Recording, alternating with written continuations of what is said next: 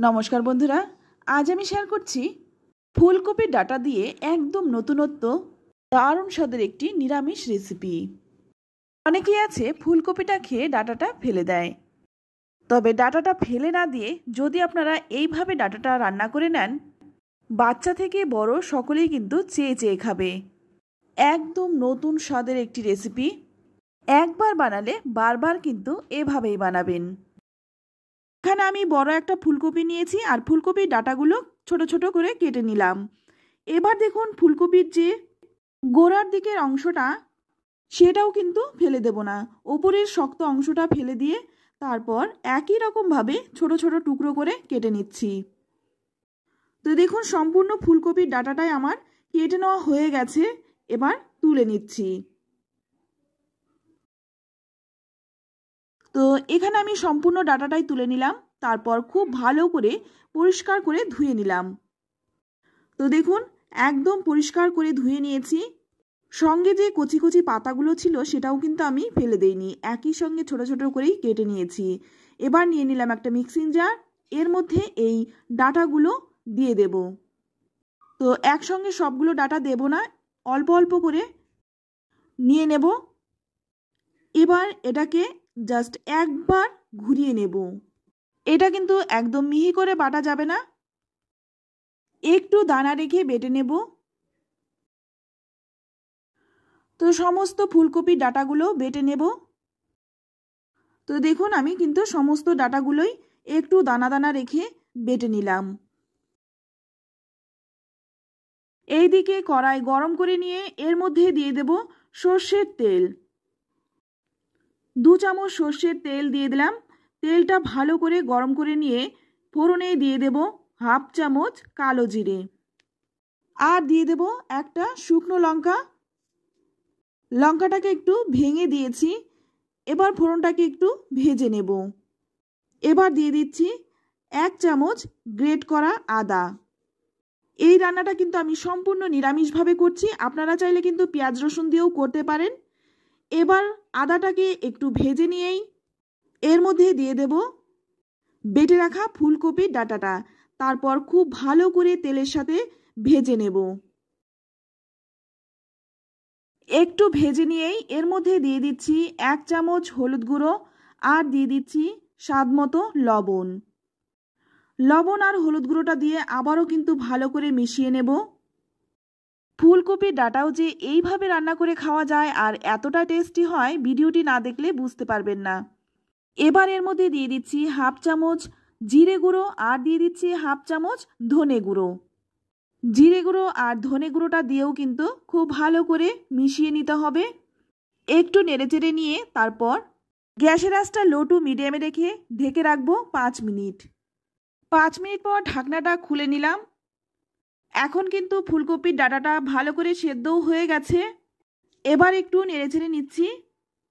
এইদিকে দেখুন এখানে আমি একটা শুকনো লঙ্কা ভেজে তুলে রেখেছিলাম, এটা একটু হাত দিয়ে ভেঙে দেব।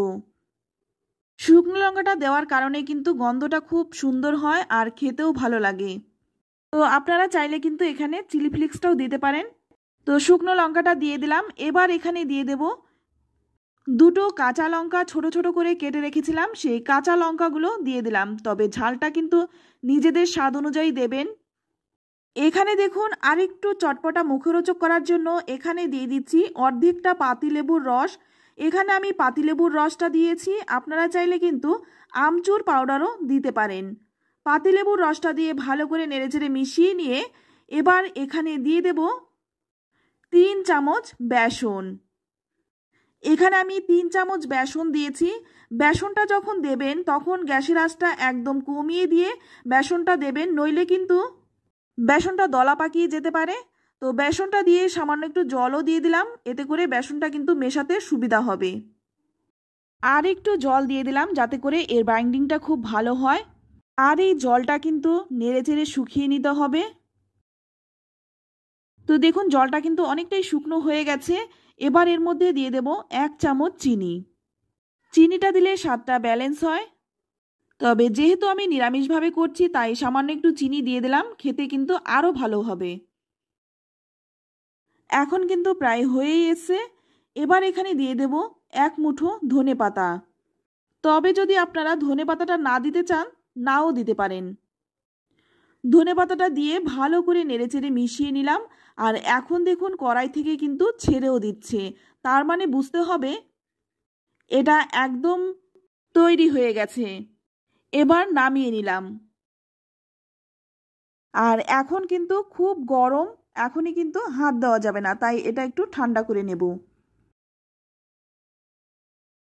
তো এখন দেখুন ঠান্ডা হয়ে গেছে। এবার এদিকে দেখুন আমি হাতের মধ্যে একটু তেল মেখে নিলাম। তারপর একটু করে নিয়ে হাতের সাহায্যে একটু গোল করে নিয়ে তারপর হাতের তালুতে রেখে একটু চ্যাপ্টা করে নেব।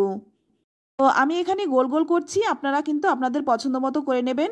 তারপর এখানে একটা কিশমিশ দিয়ে দিচ্ছি, এতে করে দেখতেও ভালো লাগবে আর খাওয়ার সময় কিশমিশটা মুখে পড়লেও কিন্তু খেতেও ভালো লাগবে। আর দেখুন এখানে দিয়ে দিলাম সামান্য একটু সাদা তিল। সাদা তিলটা দেওয়ার কারণে খেতেও কিন্তু খুব টেস্টি হয়। তবে আপনারা যদি সাদা তিল না দিতে চান সেক্ষেত্রে কিন্তু নাও দিতে পারেন। তো এইভাবে আমি সবগুলো কাটলেট বানিয়ে নেব।